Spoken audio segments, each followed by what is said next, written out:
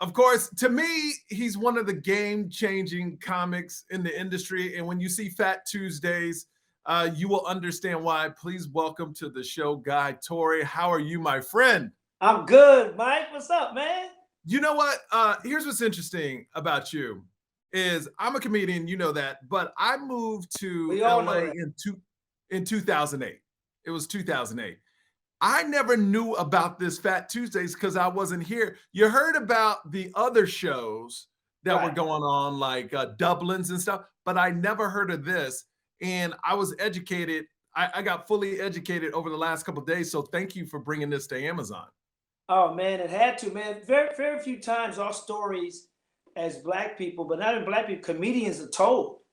And we have comedians have an interesting origin story, our struggles, our pitfalls, our successes, our failures, man. And those stories aren't told enough, especially in our community, man. So I'm so glad that Amazon wanted to tell this story. I'm so glad that, Mike, Reggie Hudlin wanted to, tell this story, man. It's very important to the culture and to Hollywood history, not just American history or Black history, to Hollywood history.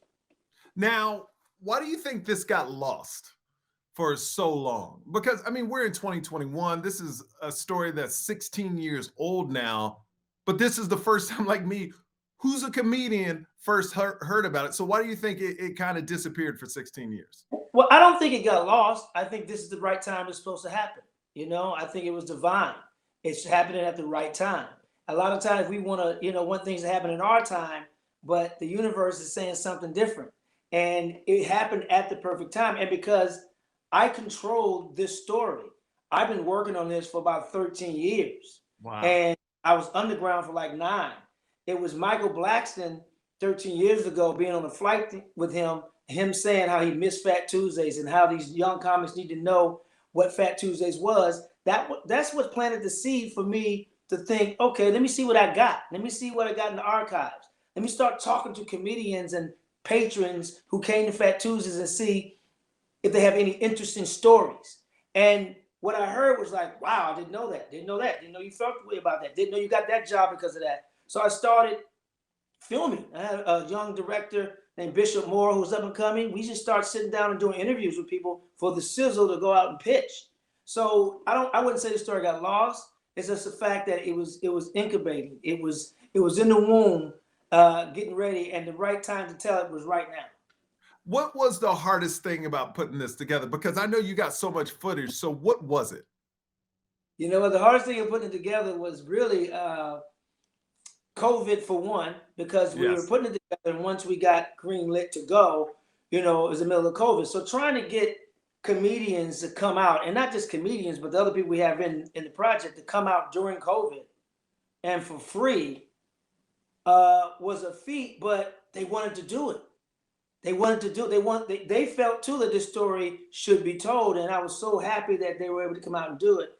And that was really one of the only hurdles. The other hurdle is, in production, sometimes you want certain clips from certain shows or, movies, and the studios are kind of being, real tough about it. And that's another struggle. But Amazon really kind of stepped out the way.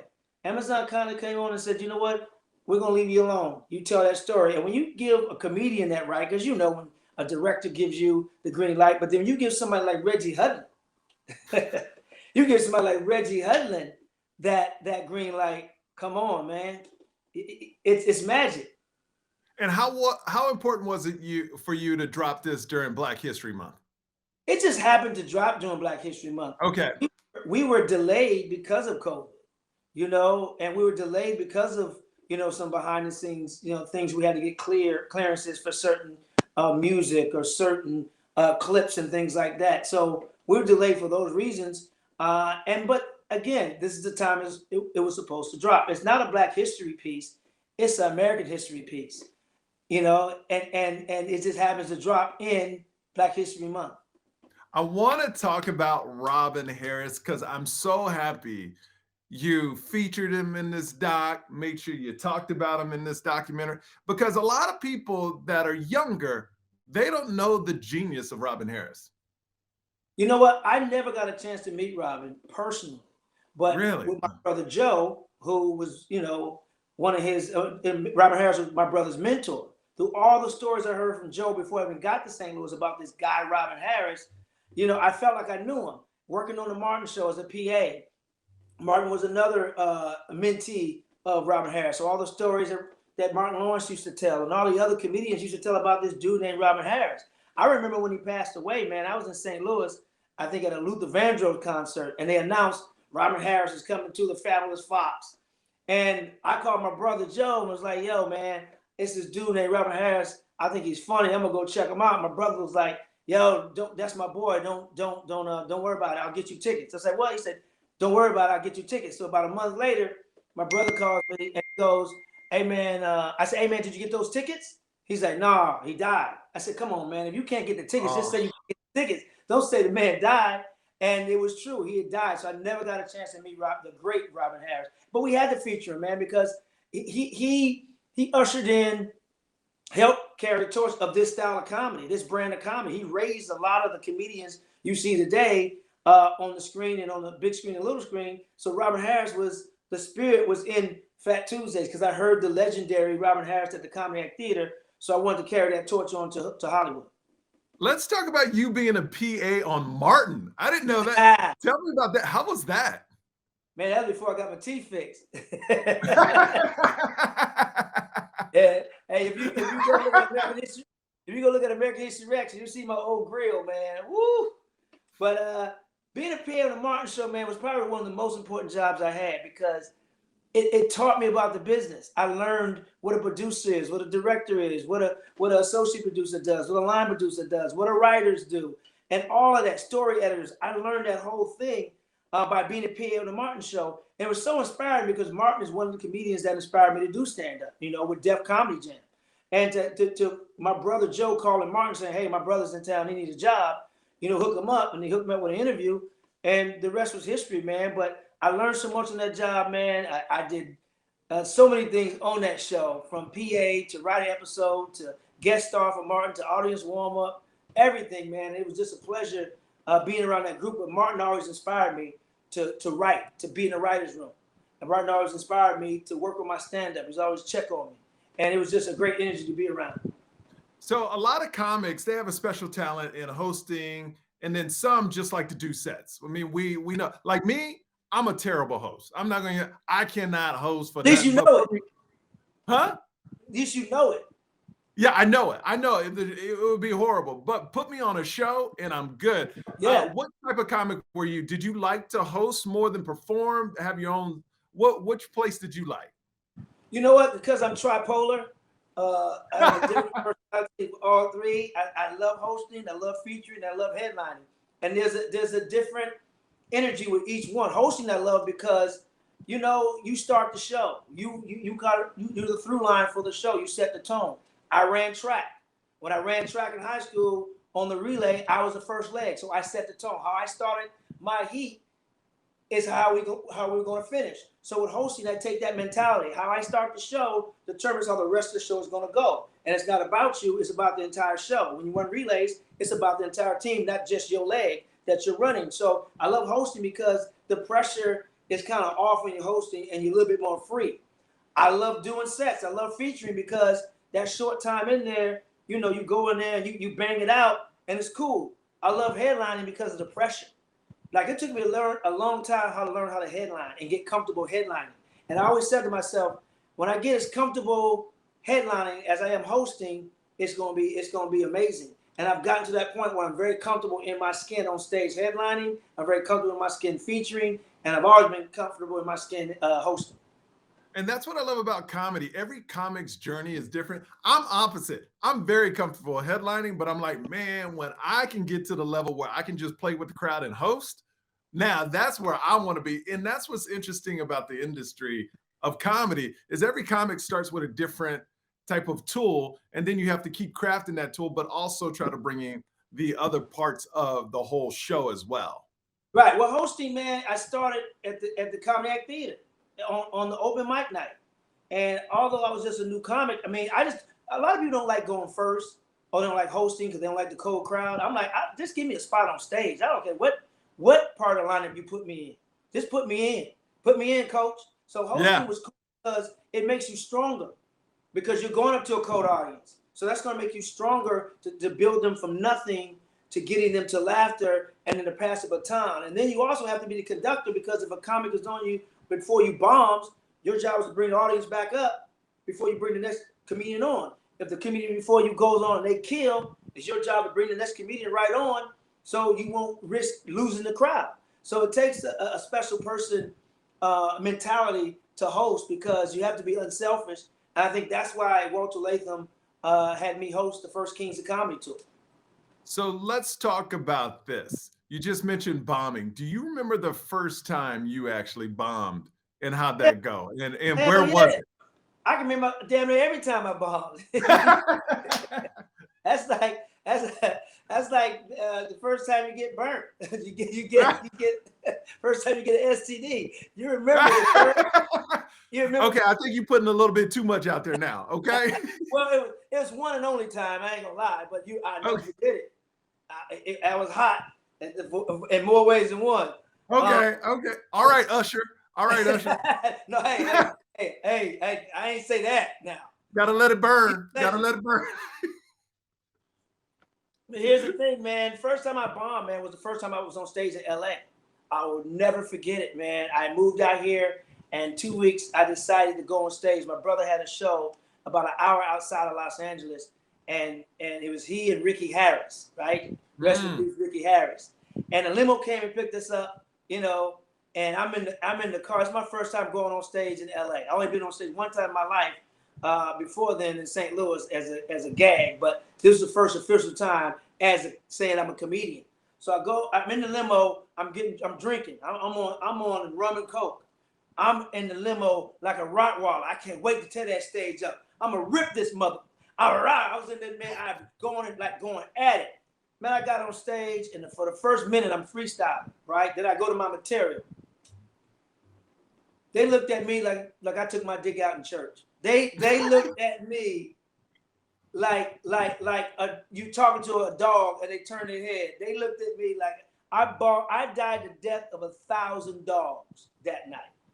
And Ricky Harris did not let it go. He came on stage after me and did 10 minutes on me bombing because he was in the limo with us. And he was telling them how I was a Rottweiler in the limo. Rah, turn up, rah, rah, rah, rah, rah. Then he said, I got on stage and bombed and was like a little cat. Walked, meow, meow, meow. He tore into my ass like, and that's why I learned how to do the same thing. When I started hosting at the Comedy Act Theater, if comics would bomb, I did the same thing. But I did it for a reason. I did it so they would go back, work on their set, and come back stronger.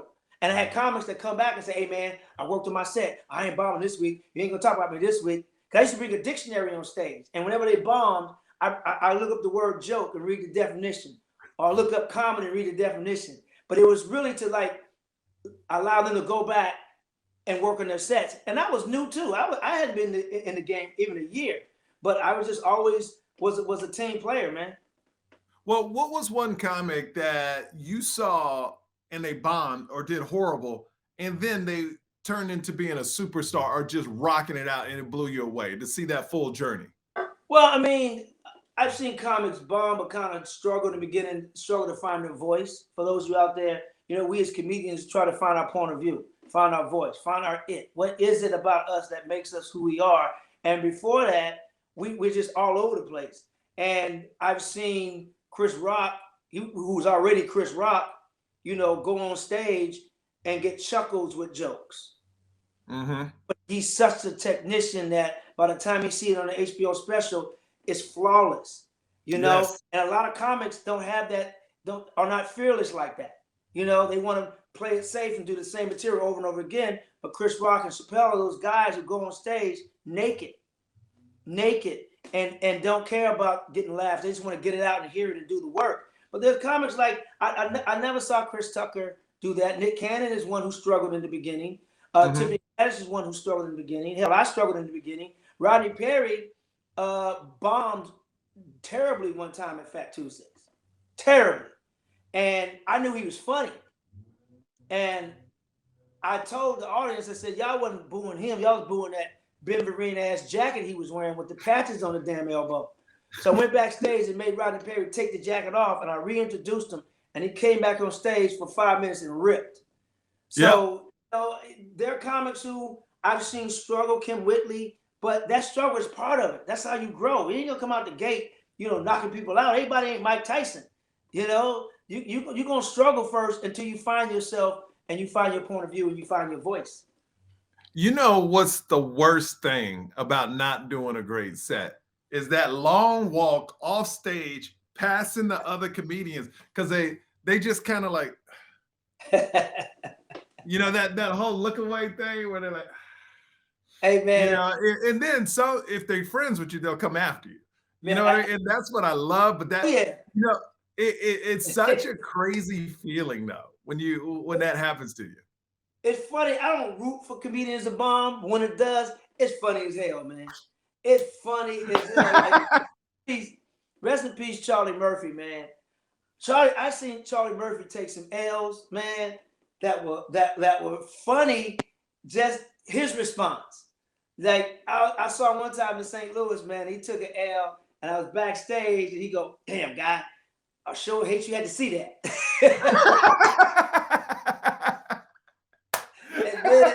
And it was like, and I didn't want to laugh in his face. Oh man, what happened?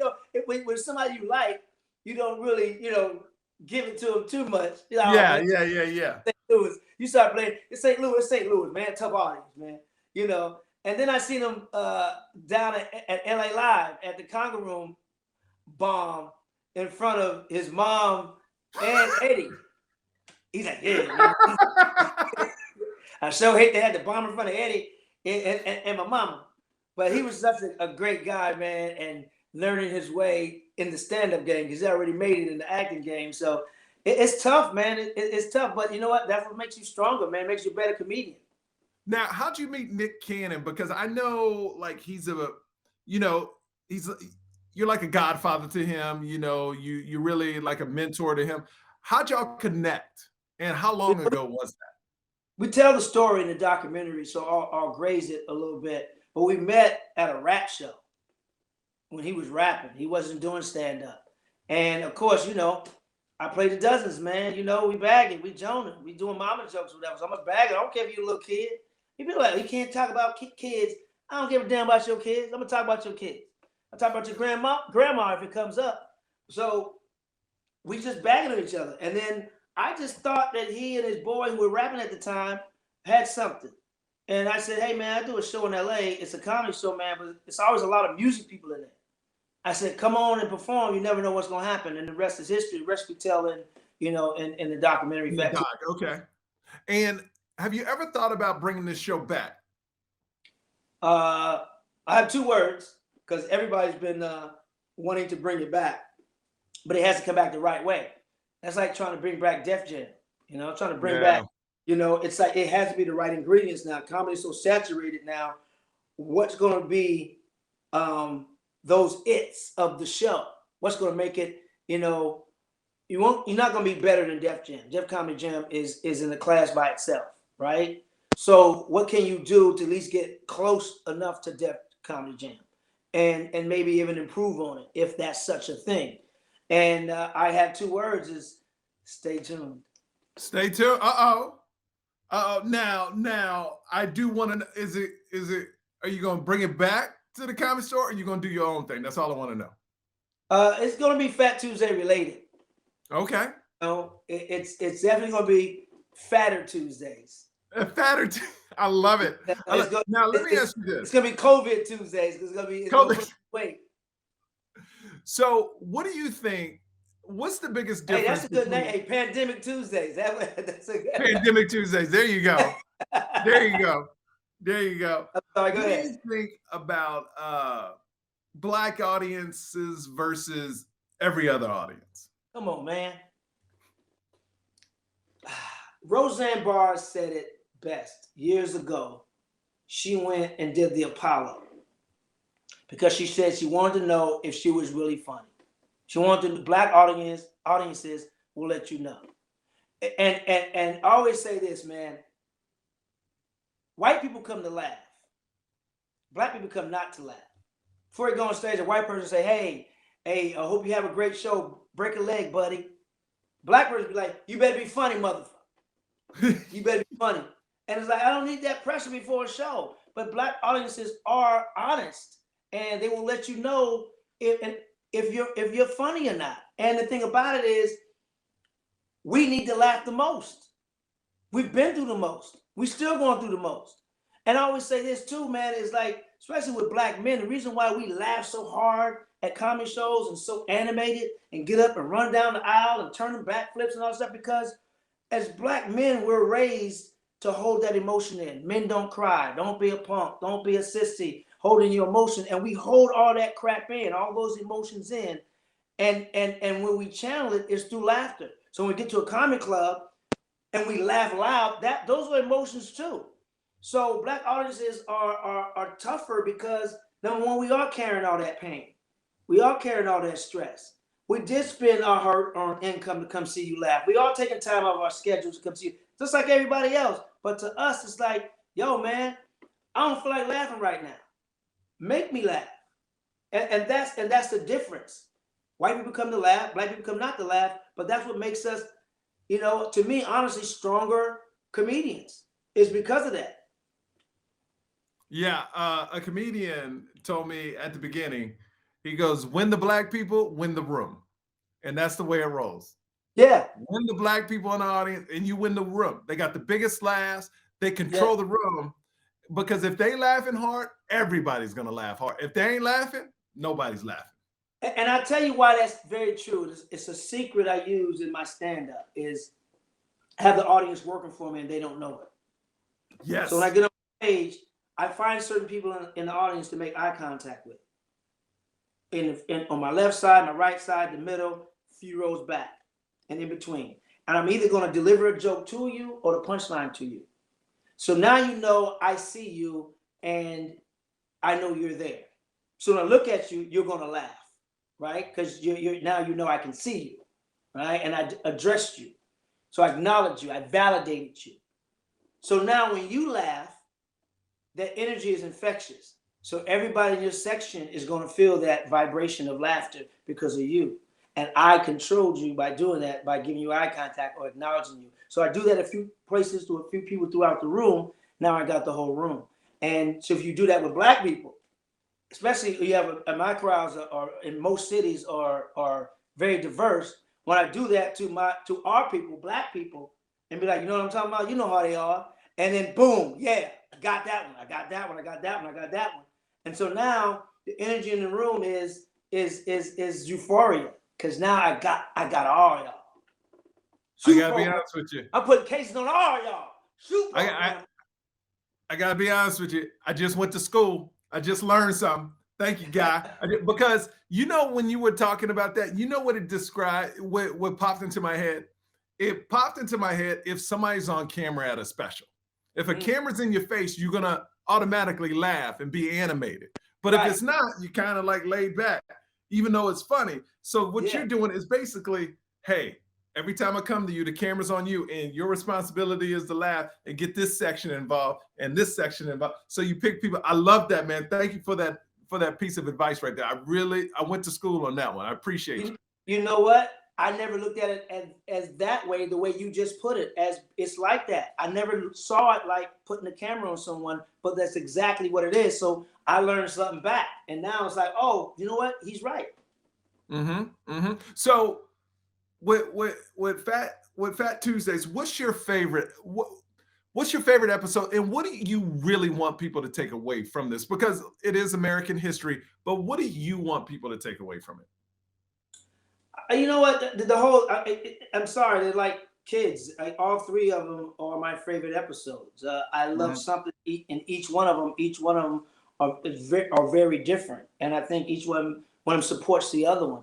But what I would love for people to take away from this is that the life of a comedian, our origin stories, oftentimes we're thought of as buffoons or clowns or a-holes or silly or crazy or whatever, but we are healers, we're teachers, we're politicians, we're storytellers, we're artists, and I want you to take from this our struggles, all of our struggles, no matter what ethnicity or gender comedian you are, we have an origin story. We have a story.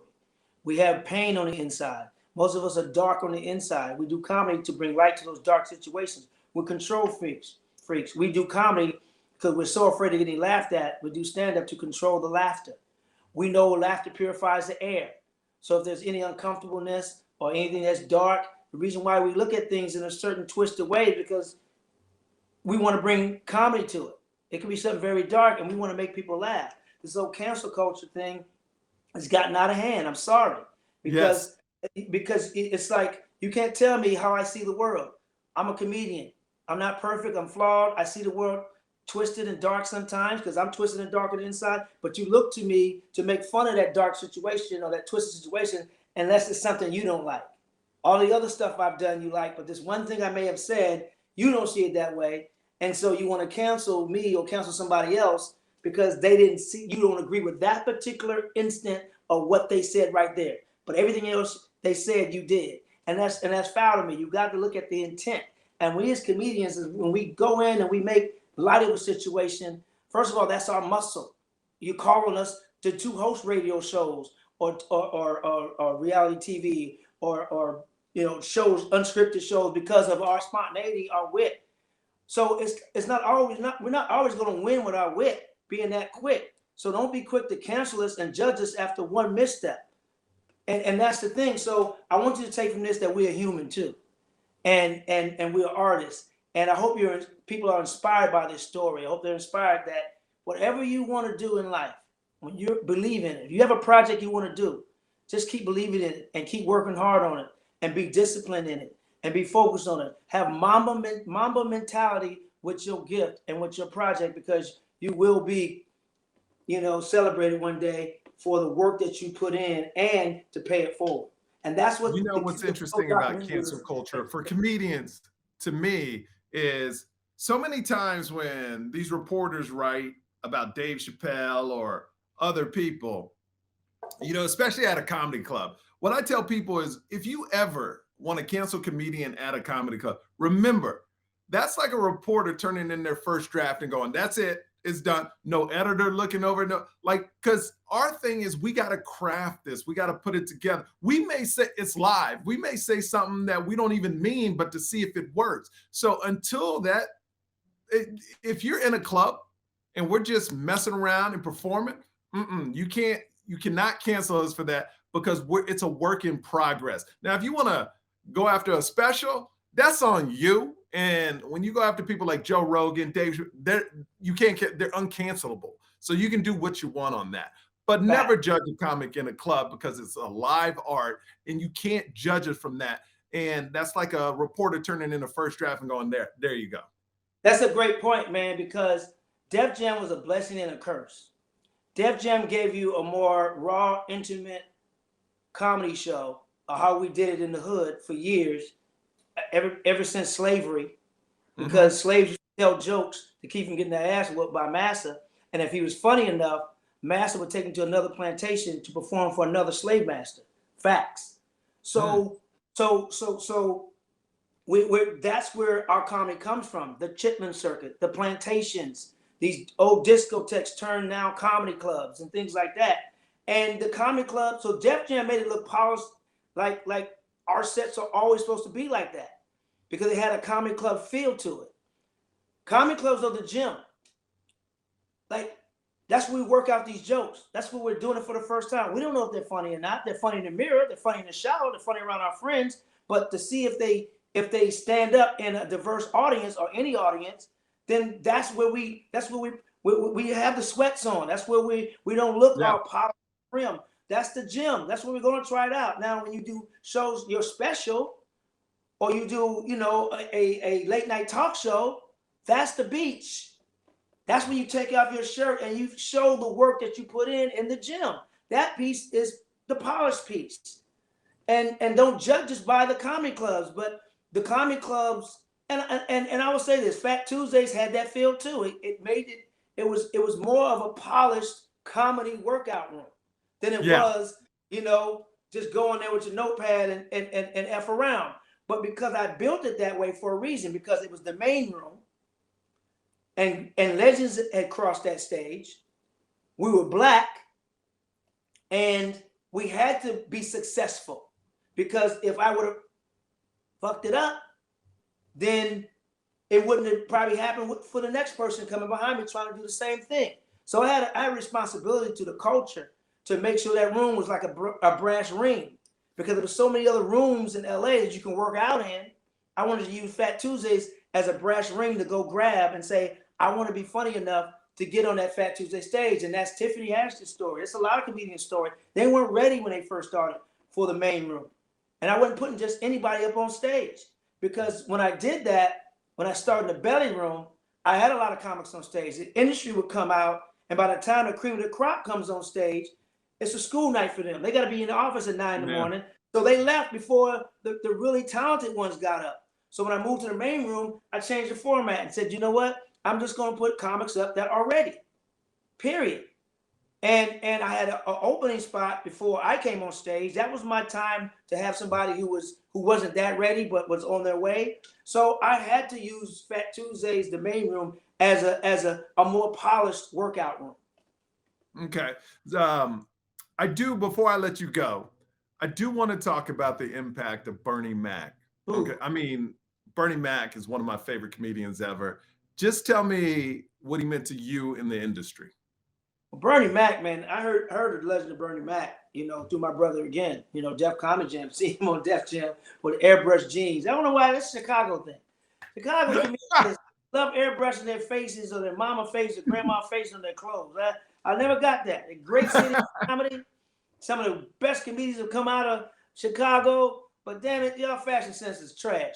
Anyway, Bernie Mac, man, I got a chance to spend a lot of time with, because being the first host of the Kings of Comedy Tour, it was me, Cedric, Bernie, and Steve. I've been doing comedy like maybe 6 months. 6 years. 6 years. So I was more of a prince than I was the king at all. And I was also shooting the movie Life at the time. So Bernie and I was in the movie Life. So I was with Bernie damn near every day for like 6 months, until we got through shooting the movie. Then we went on the tour, so Bernie was my mentor. And so was Steve Harvey, and so was Cedric. Man, I say to people all the time, that tour grew me up. I left the tour voluntarily. I announced it on BET Tonight with Tavis Smiley way back in the day, because I was a comic and I wanted to become a comedian. Watching those guys for 52 shows, go on stages night after night, hearing the same routine, kill and destroy. I wanted that. And I wanted to become a comedian for being a comic. And some of y'all out there just went, well, what's the difference? I'll tell you the difference is. A comic says funny things, a comedian makes things funny. Now, I didn't originate that. I'm not going to take credit for that, but I heard that and I went, And I started learning the difference between a comic and a comedian. And as we talked about earlier, when you're a host, you're more of a comic. Yes. When you're headlining, then that's the comedian. And there's a time to do both. When you're showcasing for Hollywood, that's your single. Like a new artist, hey, it's my hot single right here. It's my mixtape. But then when you headline, that's the album. That's every track. That's the story that flows from track 1 to track, 12, 15, however many joints you got on there. But that's the difference of a comic and a comedian. And I want this documentary to also be a history lesson for the young comics that are coming up. These young men and women who are doing great things on social media with their sketches. I think it's amazing. That's a gift and a skill I wish I had. And if the ones who want to do stand-up, I would say to you, have the best of both worlds and get on stage and get those reps in. Because Mike, you can tell them it's about, we said that earlier, it's about those reps. It's getting on stage time and time again and working that set out. It's the gym. It's that first draft that you talked about. And you got to get on stage. And if you're the king of the social media comedy world, and as Bob Sumner calls them, social medians, and you got that stage presence too, man, you're gonna be on fire. So I salute and big shout the social media generation.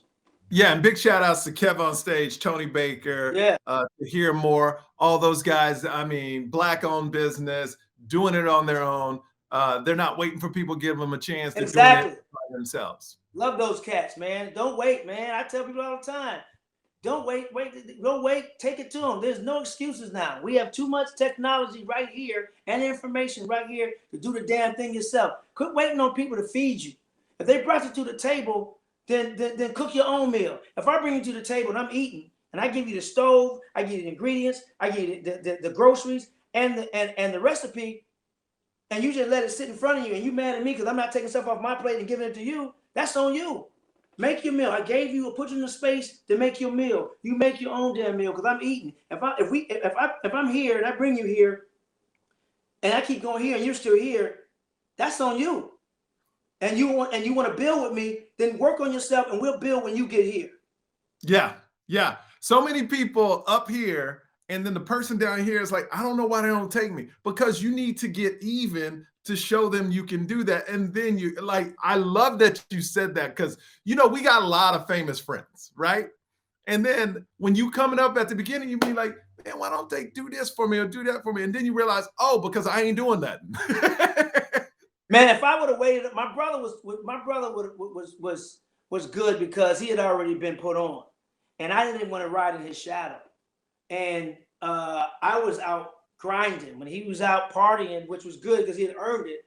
These Hollywood parties, I was in comedy clubs because he told me, as long as you're working on your set, you ain't got to pay rent. So forget these Hollywood parties. I had raggedy teeth, no money in my pocket. I was doing comedy for slices of pizza, bro. Yeah. In Inglewood, doing comedy for a free drink. And so grinding out that set, finding that point of view in that gym, writing that first draft. And that's what it is. And that's what I want these young comics to understand, that it's different these days. You got to recognize that. We would build our act first and then build our audience. Now people are building an audience and then the act is coming later. So it's a different, now it's it's putting the cart before the horse when it should be the other way around. That's right. Well, Guy, man, thank you for being on the podcast. Phat Tuesdays on Amazon right now. Go check it out. Hey, man, I really appreciate you, man, and all you're doing. You, man.